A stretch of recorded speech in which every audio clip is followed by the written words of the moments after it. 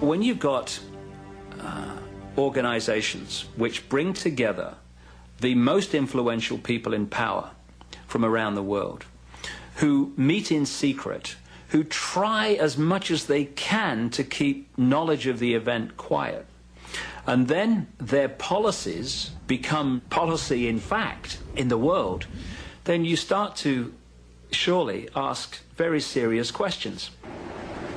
In 1954, Prince Bernhard of the Netherlands invites a group of Western European and North American leaders to a weekend conference at the Hotel Bilderberg in Oosterbeek, Holland. The meeting is held in secret, and they decide to make the conference an annual private retreat, which continues to this day. The Bilderbergers are the most secretive of the modern secret societies. They're so secretive they don't even have a name, much less publish a membership list or anything like that. Now, some of the members are known because they've been observed at their meetings, and some of the members have talked and mentioned some people, so we do have an idea of who attends the Bilderberg meetings, which are heavily under guard, heavily secret. Attendees are believed to include Henry Kissinger, Bill Clinton, David Rockefeller, Tony Blair, Peter Jennings, and an endless list of princes, chancellors, ambassadors, and media magnates. If you tried to imagine who went, that's who did go. The annual gathering of about 115 elite leaders is informally known as the Bilderberg or the Bilderbergers, after the hotel where it first met. They take place one weekend a year. They usually take place in some Western European country. Every 4 years, I think they take place in the United States. They're nearly always at resorts. Security for these meetings is extremely tight. In my experience, especially in Europe, quite frequently the military itself is deployed. Then there's a large number of uniformed, armed cops. Jim Tucker is a self-appointed Bilderberg watchdog. At the 1999 conference in Portugal, Tucker tries to get close to the hotel where the meeting is taking place. And the cop bragged, we have snipers on top of those boulders up there, and if anybody going over that fence day or night, they're going to stay over that fence. So apparently they take security rather seriously. The reason for all the security, say the conspiracy advocates, is obvious. I don't think 120 of the world's most powerful men get together to play pinochle. This is where the ruling elite within these secret societies go and gather and compare notes and apparently set agendas. One of the members of the Bilderbergers years ago said that they talked about opening up China, and within months, President Nixon had gone and opened up China to the West. They met in the early 70s at an island off Sweden, and they decided that they were going to hike the price of oil massively. They then went to the Arab oil countries, which they also interconnect with, and they said, look, we're going to hike the price of oil massively. You'll make vast amounts of extra income, but we want you to put it in specific bank accounts that we tell you about. Okay. They then needed an excuse to hike the price of oil. So what they did was created the Arab-Israeli war. The conspiracists' view of the world is that control is exerted through the control of money. In this country, we operate under the golden rule.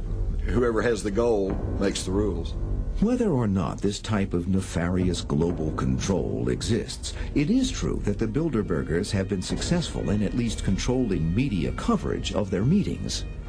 Leading media moguls are always invited to Bilderberg conferences, but only under the strict understanding that they will not report on what they hear.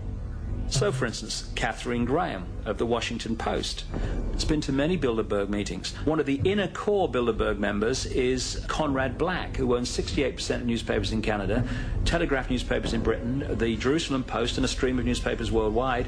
Not one word has appeared in his newspapers about the Bilderberg group. The steering committees and the bureaucracies and the meetings themselves had their own concern, rather intense concern, with not being mentioned in the press, and had this brilliant idea of co-opting whatever press they did invite, and then going higher and higher in the press as they invited it. But it's quite something to have more than 100 people attend a meeting one weekend a year, all of them at least of some importance, and have nothing in the mainstream press about them. That's quite remarkable. That, in a way, may be the most remarkable thing about them. If you, and I have done many times, said to journalists, let alone the general population, tell me about the Bilderberg Group, this glassy-eyed look comes across. The what? The what?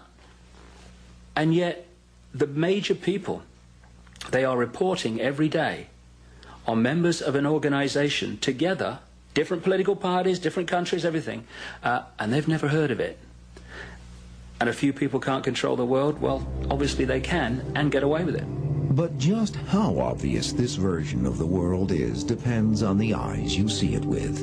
And in the history of secret societies, perspective is everything. In the next 5 to 10 years, we are all going to live in a global version of Nazi Germany.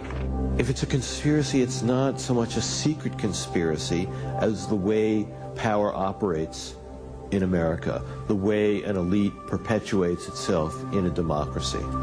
Basically, all the conspiracy theories about secret societies wanting to take over the world are wrong.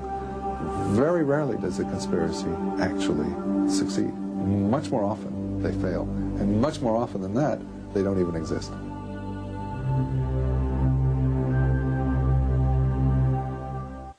The Bilderberg Conference usually includes high-ranking American officials. Former Treasury Secretary Lloyd Benson was a regular for many years.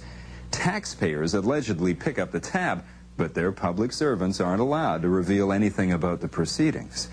In recent years, the secrecy surrounding the conference has grown even tighter ever since protesters disrupted a World Trade Organization meeting in Seattle.